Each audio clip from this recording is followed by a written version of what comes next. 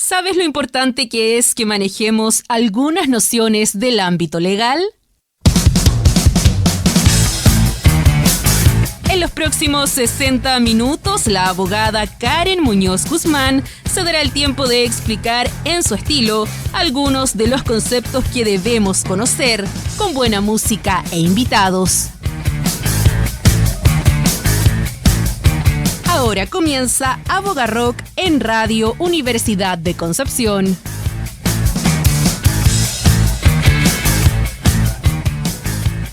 Buenas tardes, bienvenidos, ¿cómo están? Yo con mucho frío, porque ya se siente el otoño y el invierno aquí en Concepción, así que a abrigarse. Les doy la bienvenida a este nuevo capítulo y les cuento que hoy día vamos a abordar un tema interesante y lamentablemente muy habitual en este último tiempo. Es un delito que muchas veces pasa desapercibido, pero tiene efectos directos en nuestra vida cotidiana. El robo de cables, cortes de luz, interrupciones en el servicio y mucho más impacto. ¿Qué hay detrás de este fenómeno? ¿Por qué es tan habitual? Vamos a verlo hoy día. Soy Karen Muñoz y esto es Abogarrock.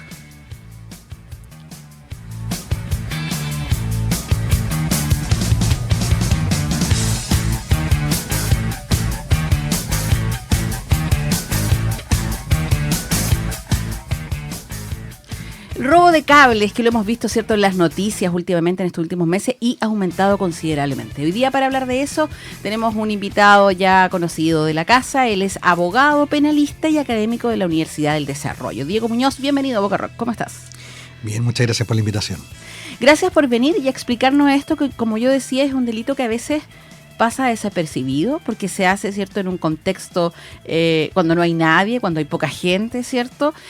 Pero es más habitual de lo que creemos, ¿cierto? Este último tiempo hemos visto muchas más noticias, hemos visto, ¿cierto?, que se han capturado a bandas, que se han desmantelado operaciones de robo de cables y llama la atención que esto que era un delito que, si bien hace algunos años era conocido, pero no era tan masivo como ahora, o al parecer no había tanta organización detrás.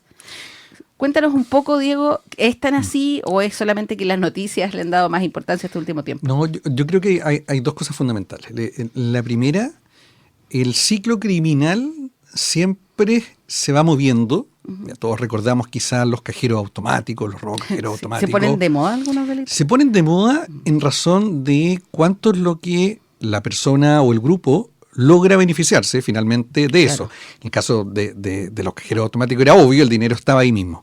Claro. Hemos pasado también por ciclos, por ejemplo, de atraco a joyería. Uh-huh. Hemos pasado también por ciertos hechos de sustracción de madera, uh-huh, muy conocidos quizás en la zona. Pero el robo de cable es algo que ha sido transversal en el tiempo. Esto no es una figura nueva, uh-huh, no es algo que haya explotado ahora, pero hay algo fundamental detrás que tiene razón con la premisa inicial, es decir, bueno, me va a hacer más rico esto, voy a tener un mayor nivel de ingreso a aquellos que están en la vida delictual, y sí, y eso tiene razón con el aumento del precio del cobre, y obviamente que eso les beneficia, y hay un incentivo a robar cables, cobre, etcétera, porque es mucho más fácil reducirlo y tiene menos posibilidad de que te atrapen. No estamos en la misma característica quizás de un robo con violencia, un robo con intimidación. Y dado que son en redes de suministro, tú bien lo decías, esto nos afecta la vida cotidiana porque se nos corta el internet, se nos corta la luz. Claro, el tren, los videotrenes, el metro, claro. Así, exactamente, también aquellos que abastecen a redes tanto del tren u otros, también servicios dentro de fábricas. Uh-huh. O es más, escuchaba en el norte que hablaba un fiscal y decía que también afectaba a productores porque botaban postes, se robaban transformadores, caían sobre los campos y afectaba la producción. O sea, yo decía, era un impacto que va mucho más allá de lo que señala. Sí, y mira, en el norte se dan dos fenómenos.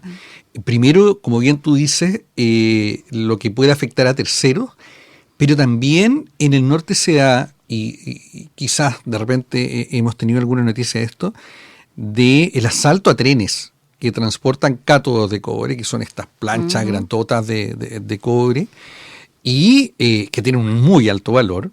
Ahí tenemos una organización mucho más criminal, más violenta, pero también se produce de esa manera. Entonces, yo creo que mientras vayamos conversando el tema, quizás nos podemos dar cuenta que esto pasa de casi el robo en oportunidad, alguien que vio un cable arriba brillando y bueno, aprovechemos, quizás después lo vendemos, y es algo mucho más organizado que nos permite obviamente a través, igual que todo tipo de crimen organizado, obtener mucho y repartirnos entre más el dinero. Claro, que y al parecer es como fácil, se consigue fácil, ¿cierto? Y es lucrativo. Pero como decías tú, partamos un poco de lo básico y hablemos del delito. ¿Cómo se configura jurídicamente el delito de robo de cable? Ya, la figura base que todos podríamos conocer cuando uno va y hurta algo sin violencia, que no es propio, tendríamos el hurto. Pero acá tenemos una figura especial, asociada especialmente cuando es el robo o el hurto más bien en especie de suministro, que son los cables propiamente tal. Esto viene como una reforma, esto obviamente se cambia y se modifica para efecto de una reforma, cuando afecta a redes de suministro, no solamente pensando en el cable que uno piensa que va como en el poste de luz, también está pensado, por ejemplo, en tuberías de agua, que pueden ser de cobre o de metales, como también podría ser en otro tipo de gas u otro. Ya está pensado como en redes de suministro propiamente tal de algunos de los servicios básicos que uno tiende a conocer. Y ahí obviamente la pena, estamos hablando de una pena de 541 días, ya partiendo en 541. Pero es mayor que un robo que no sea suministro, en el fondo. Claro, porque en el caso del hurto estamos partiendo de una pena de 61 días, que es preciso menos en su grado mínimo, le parece el grado más bajo, y este ya es un grado más arriba. Ya, obviamente también depende del monto afectado, por eso partimos en 541 días hasta 5 años. ¿Ya? Muy similar o cercano también al delito de receptación.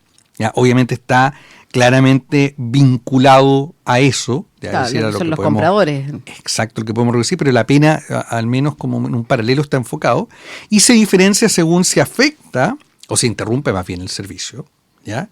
O si deja sin servicio a un gran número de población. Y tenemos pena obviamente aumentada. Es decir, en sencillo, si cortaron el cable, se cortó un rato, se ve afectado, vamos a tener una pena de 3 años y 1 día. Y en el caso que ya se cortó a todo, no sé, Concepción, Chihuayante, igual que la pena es mayor. Esa es como la línea base que hemos tenido, obviamente esto enfocado principalmente a quién lo comete. Y por el otro lado tenemos por quién lo puede comprar, que son las cadenas, en este caso tenemos una cadena del robo y luego la reducción del producto, que es el delito de receptación. Y tenemos también penas que van también hasta los 5 años de cárcel. Y ahí atrapamos al menos la primera cadena, que uno se imagina el que va, se sube al poste y saca el cable y luego yo voy, lo vendo y por tanto obtengo ahí un beneficio. Claro, ¿y quién es? Porque ya vemos por un lado, ¿cierto? El por qué surge este tipo de delito es porque es fácil de obtener, ¿cierto? Y el precio es lucrativo por el alza del cobre.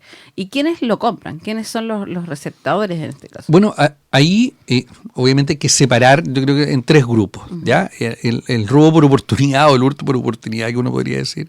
Y que la ocasión hace el ladrón. Y también, oye, necesito cables para X cosa. Pensemos desde un emprendimiento, oye, conoce a alguien que venda cable porque está muy caro. No te preocupes, yo tengo a alguien y este comprador que podría... Claro, pues, bueno, uno no va a decir nada de los lugares de venta, La Vega, etcétera, sino más bien a alguien que podría necesitarlo y que sabe que obviamente está mal habido, por eso está el delito de receptación. Y por algo es más barato también. Claro. Nadie no, yo conozco un vecino que vende cable. Por eso hay el delito de receptación es conociendo dónde viene o no pudiendo menos que conocerlo. Yo siempre doy el ejemplo en clase, si usted puede elegir el celular con el pie, probablemente el origen de eso no sea bueno. Sí. Eso como punto. El segundo es aquello que ya tiene, no siendo una banda organizada propiamente tal, aquel que voy y lo revendo en una chatarrería, aquellos que uno pasa, por ejemplo, en la ruta y ve, compro metales, compro cobre, y obviamente ahí no hay un estándar. Pero me dice, ¿a quién le va a comprar cobre? O sea, hay de todo tipo en lugares que venden y compran, obviamente ahí uno no va a generalizar, pero a mí me ha tocado ir por temas laborales, y uno no ve que tengan un registro de quién le compran o a dónde que le pidan la boleta de ese cable. Claro, sí, de dónde lo adquirió, da lo mismo. No, entonces también tenemos ahí... Viene hasta con la DCCG. Claro, o sea, a lo que voy, eso es así, no solo aquí en nuestro país. Y el tercer grupo está más enfocado a lo que podríamos tener un grupo más organizado, donde tenemos roles bien definidos, incluso como el caso que se conoció que es exportado, o sea, ya es un nivel de profesionalismo, un emprendimiento propiamente tal, ligado al robo. Unos líderes de una transnacional del delito. Claro, o sea, ahí se nota que obviamente si hemos llegado a ese tipo de nivel, porque cuando hablamos de crimen organizado quizás mucho lo asociamos al narcotráfico. Claro.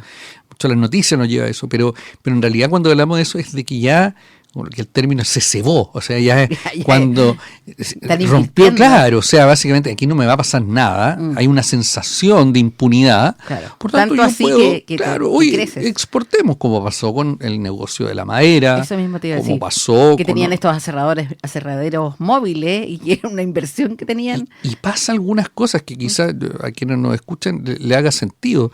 Si uno va, por ejemplo, de Chihuayante a Concepción o Coronel y uno ve pasar unas camionetas que apenas van sentadas casi con leña hasta arriba, uno dice, bueno, y por la hora que pasan y todo, bueno, lo mismo pasa que cuando de repente uno ve camionetas con chatarra. Ah, claro. Y ahí, claro, hay un tema también, como siempre, ligado, quizás yo soy majadero en eso, no porque tengamos un delito vamos a evitar la criminalidad, mucho está asociado a la capacidad de fiscalización que tenga el Estado. Claro, hay poca fiscalización, porque como tú decías, este es un delito que siempre existió y que de hecho yo veía, no sé, revisaba noticias y que, no sé, los cables, por ejemplo, de tren, que AF, ya en la noche van y los cortan. Se sabe, pero claro, no hay nadie en la noche vigilando, no hay medidas de seguridad, no hay todavía. ¿Por qué no hay? Porque sabemos que es conocido, es porque todavía no había evolucionado tanto el delito, este delito, o porque estamos tarde nuevamente en la fiscalización. No, yo creo que hay que entender algo, el Estado es finito. La capacidad del Estado es finita como la capacidad de nosotros con el tiempo, hay que entenderlo así, entonces hay que priorizar. Pero claro, de repente el problema es el incentivo. Cuando el incentivo está en no atacar a un tipo penal o un delito en particular, es muy probable que más personas comiencen a realizar ese delito porque les va a beneficiar. Si esto es naturaleza humana. Ya cuando había fiebre del oro, alguien decía que había una pepita, bueno, vamos todos para allá a ver si encontramos otra pepita. Sí. ¿Y qué pasa en todo orden de...? Exacto, entonces obviamente si tú no puedes fiscalizar, no sé, un ejemplo muy simple, de repente alguien sacó un cerco del biotren o de los que separa la línea del tren y después uno se da cuenta que ya casi no quedan. Sí. Porque fueron sacando uno u otro y así con tantas otras cosas. Entonces, en esto hay que tener mucho cuidado porque, claro, se afecta a alguien que puede reponerlo, como puede ser una gran empresa, pero esto también afecta a pequeños empresarios y también afecta a alguien que tiene, no sé, su conexión eléctrica en un sector rural y llega alguien, corta la luz, tira una torre de mediana tensión, no las grandotas, y se lleva mucha plata con el efecto que tiene finalmente eso en la población. O sea, el problema del sentido de impunidad es que te afecta a todos. Y no importa, y en realidad el delincuente, el que lo comete, le da lo mismo, le interesa obtener un monto de dinero. Claro, claramente no está ni ahí. Sino y muy probablemente tampoco le interese la pena. O sea, va a ver, me van a atrapar, no va a pensar, es que esta pena es más... No, como pasa, por ejemplo, en el robo habitado. Entre comillas, se sabe que entrar a una casa sale caro y puede que obtenga poco, pero acá dice, ¿van a pillar, no van a pillar? Vamos, pues sí. Claro, mejor veamos, no, por seguro no pasa nada. Claro. Y bueno, y en relación a lo mismo, ¿es difícil perseguir penalmente este tipo de ilícitos? Sí y no. Separemos en estas tres etapas. Quizá en el ocasional, si logramos detectarlo, había una cámara de seguridad, tenemos la foto, probablemente él lo detengan, lo pasen a control, lo van a sancionar y probablemente ni siquiera tenga una pena de cárcel, sea un primer delito, una pena sustitutiva. Ya, eso es así. ¿Ya? En esa persecución yo creo que no hay tanta complejidad. ¿Dónde viene? Yo creo dos que tienen que ver nuevamente con el tema que el Estado es finito. En el caso de que por el lugar no podamos tener ningún testigo, no sabemos quién fue. ¿Ya? Por tanto, ahí la posibilidad de detener a esa persona es solo en el momento de que aparece otra persona conectada a través de una reventa. O sea, la posibilidad aquí ya no es detectar al que lo sacó, sino detectar al que está manteniendo en su poder ese cable robado. Es decir, más enfocado como en la receptación, porque no voy a pillar al tipo, no tengo la foto del tipo sacando el cable. Y en el tercero, Es mucho más compleja la investigación porque es más profesionalizada. Tenemos una empresa, pensemos en el caso muy famoso de un hermano, una colega muy conocida. Sí, y el Wesumni. Claro. Salió hace algunas semanas. Y muy público. Muy público. Claro. Entonces ese caso que estaba muy profesionalizado, claro, ahí la investigación depende, porque a todas luces uno ve y dice, esto es una empresa legítima, está exportando. ¿Cómo no voy a confiar de que está exportando a China? Y hablaban de unas utilidades, pero eran millonarias. Pero por supuesto, si tú compras a precio cero o bajo, que estás robando. Claro, el margen es total. Tu margen es muy alto. Claro. No tienes factura, es muy alto. Y en ese caso pasa a lo que hemos quizás conversado antes o que todos podemos pensar en crimen organizado. Es difícil porque primero hay que ver quiénes están en esta red. Es como que si uno pensara en una imagen médica, cuando uno hace estos exámenes de contraste y uno ve que la venita se va expandiendo, entonces, bueno, el punto es por dónde yo aquí ingreso, tiro esta tinta para determinar para dónde va. Y eso está relacionado principalmente, aquí, esto es una opinión muy personal, pero yo escuché hace muy poco de la Fiscalía Suprarregional, que decían que el tema del secreto bancario no es problema en la investigación. Yo aquí hago un punto. Efectivamente, cuando hay antecedentes de un delito, muy probablemente no va a ser problema. Entonces ahí el alzamiento del secreto bancario no es porque yo tengo los antecedentes. El problema es antes, lo que nos dice la unidad de análisis financiero. Es un problema determinar a grupos criminales si yo no sé quiénes son. Entonces, si yo tengo además este problema del alzamiento del secreto bancario, tengo un problema. ¿Ya? Entonces hay un matiz. Y ahí, obviamente, la única forma de perseguirlo a través de la ruta del dinero y el trabajo que hace la unidad del UAF, de la unidad de análisis financiero, es necesario y casi único para señales de alerta que permitan una investigación penal en estos casos. Así es importante, no es solamente, sino que las decisiones que se tomen, de repente las políticas también ayudan a perseguir este tipo de delitos. Vamos a seguir conversando con Diego Muñoz sobre el robo de cables, pero vamos a hacer una pausa musical y precisamente relacionado con lo que decía, si hablamos de delitos, aquí las líneas se cruzan. También hablamos de decisiones, de contextos, de cómo se transita entre un lado y otro, así que vamos a escuchar una canción que precisamente juega con esa idea. Esto es Lanza Internacional, es de Policía Ladrón, aquí en Aboca Rock. Hola, ¿te está gustando este capítulo? Bueno, no olvides suscribirte y hazle clic a la campanita para que te avise cuando hay uno nuevo. Nos vemos. Estamos en Aboca Rock con Diego Muñoz, abogado académico de Universidad del Desarrollo, hablando sobre el robo de cable, este delito que hoy en día se ha convertido en un delito profesionalizado. A mi gusto hay cierto, no sé si evolucionado, pero se ha profesionalizado, digo yo, ¿cierto? Hay como estas verdaderas empresas. Y mencionabas, Diego, ¿cierto? En el primer bloque de qué se trata, nos ponías en el contexto y un poco las dificultades que enfrenta la persecución de este delito. Y ahí viene el tiro, la pregunta acá de cajón. Entonces, ¿qué hay que hacer? Po? Me imagino que como somos reactivos, ¿cierto? Para las leyes y siempre que ocurre algo, algún parlamentario sale y dice, oye, hay que hacer una ley, hay que aumentar las penas, ¿qué está pasando en esa materia? ¿Hay iniciativas? Sí, yo creo que son dos preguntas distintas, lo que tenemos que hacer y lo que estamos haciendo. Ya, apartamos, elige cuál de las dos responder. Lo que estamos haciendo, y que es muy común, que tú bien decías, es una cultura bastante reactiva en nuestra cultura legislativa, somos muy legalistas, por tanto pasa un evento, le ponemos a la ley nombre, además le ponemos, eso desde hace rato que está de moda. Pero yo me traje un torpedo de esto, incluso porque me puse a ver y dije, bueno, obviamente debemos tener algún proyecto de ley por ahí. No me encontré con uno, me encontré con 4. ¿Desde hace cuánto? Del 2022, o sea, hice el 2020 en adelante, pero esto es lo que me llamó la atención. ¿Ya? El primero, que es de septiembre del 2022, nace como contexto de que arrestaron a 12 personas por robo de cobre, ¿ya? Y que estaba asociado al robo en el ferrocarril de Antofagasta. Ya, o sea, que es la mención que hacía adelante. O sea, también es un proyecto por una gran noticia. Exacto. Ya. Entonces, a eso, o sea, el contexto de esa es el robo con intimidación realizado sobre un tren, casi como el lejano oeste, que salió mucho en las noticias. Salió mucho en las noticias y se presenta este proyecto de ley que tiene un enfoque de modificar la pena, ya, en el sentido de tanto el hurto de cosas que forma parte de suministro que ya estaba, pero aumentando las penas, un aumento de las penas de 5 años y un día hasta 10 años. Ya, o sea, la primera reacción, que es lo que estamos haciendo, presentar proyectos de ley que busquen aumentar las penas. Ese es el primero, ya el de 2022, que todavía está en trámite, o sea, no, en primera tramitación, está ahí avanzó. Durmiendo, no ha avanzado nada. Tenemos un segundo que también es septiembre-octubre del 2022, es decir, el contexto es el mismo, pero esto venía después de una mesa de trabajo que se había hecho por el robo de cobre. Una mesa de trabajo incluía tanto a personal de la PDI, CGE, empresas involucradas, etcétera, en el que se hizo una mesa para determinar cómo estaba el robo, ¿ya? Y también lo que buscaba acá, ya separados, y acá hay un poco más de análisis legislativo, decía, bueno, no solo aumentemos las penas, sino también enfoquémoslo muy al tema de robo de madera. Es más, lo establecen en 2 artículos separados, que son casi calcados al robo de madera, solamente que le cambian. Es muy similar.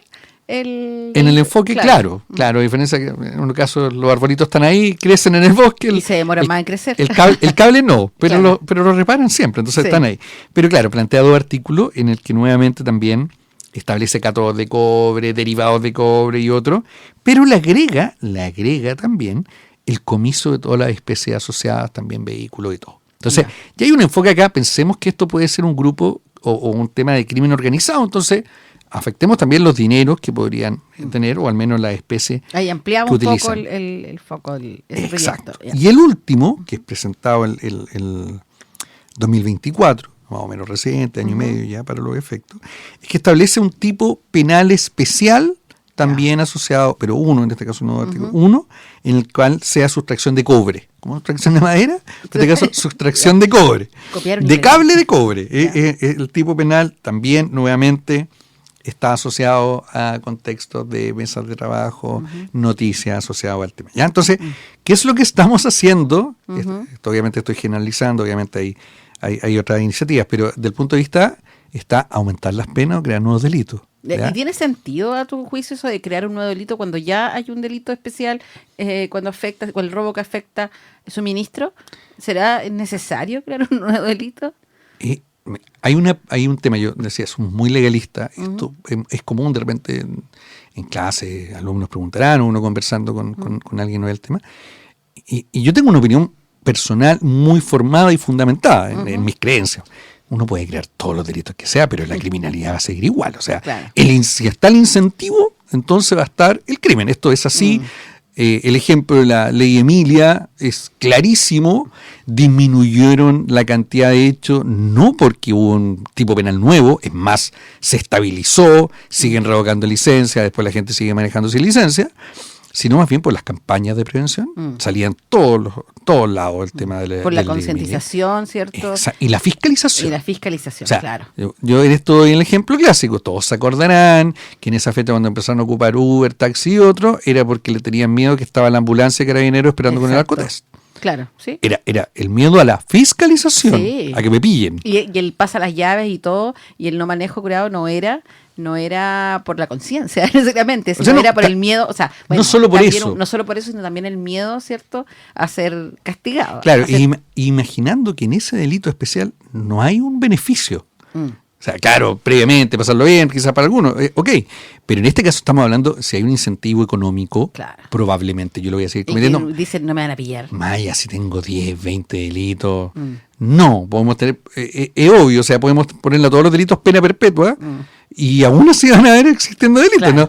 No va a cambiarla. Eso es lo primero. Ahora, ¿qué es lo que deberíamos hacer en el sentido quizás separado de la sola discusión legislativa? Yo creo que eso es necesario, quizás hay que reformar la norma, hacer quizás una especificidad, un tipo penal específico, tener distintas graduaciones para diferenciar este tipo de criminalidad de estos 3 grupos que hablábamos, especialmente enfocado en el de crimen organizado, pero yo creo que lo principal es, un análisis general.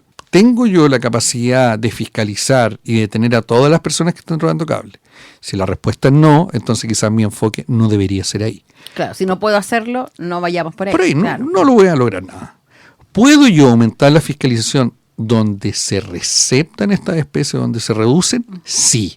Ya. Y ahí hay un punto de partida de la fiscalización y protocolos que yo le debo exigir a donde venden y compran chatarra. Y además, porque sin mercado no hay delito. O sea, por lo tanto, hay que atacar. Claro, o sea, ahí el foco. ¿Ya? El enfoque es incentivo. O sea, yo tengo que generar un incentivo para la persona que tiene su negocio de chatarra legítimo y lícito, porque si lo voy a castigar a él y no al que es fácil, me voy a conseguir otro lugar donde compran o vendan chatarra. Claro. No, yo tengo que generarle a él un incentivo que en el caso, si ya lo pillan y él me denuncia a toda la red o todos los que le vendan, bueno, ahí tengamos, como bueno, se han hecho las modificaciones procesales para llegar a acuerdos con imputados o con investigados de esa manera, pero yo enfocaría en eso, en un tema de investigación. Y el tercero, relacionado a esto, son las señales de alerta. O sea, yo no me canso de dar a conocer el trabajo de la UAF, de la Unidad de Análisis Financiero, que ha ido aumentando primero las exigencias que se le pide a ciertas personas obligadas a hacer reporte.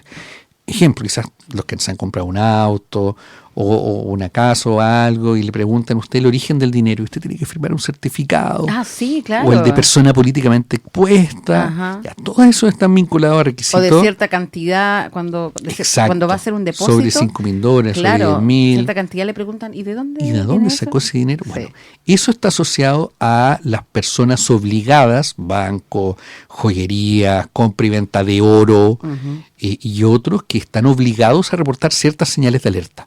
Se los reportan al UAF y luego la UAF hace un análisis obviamente con las herramientas que tiene.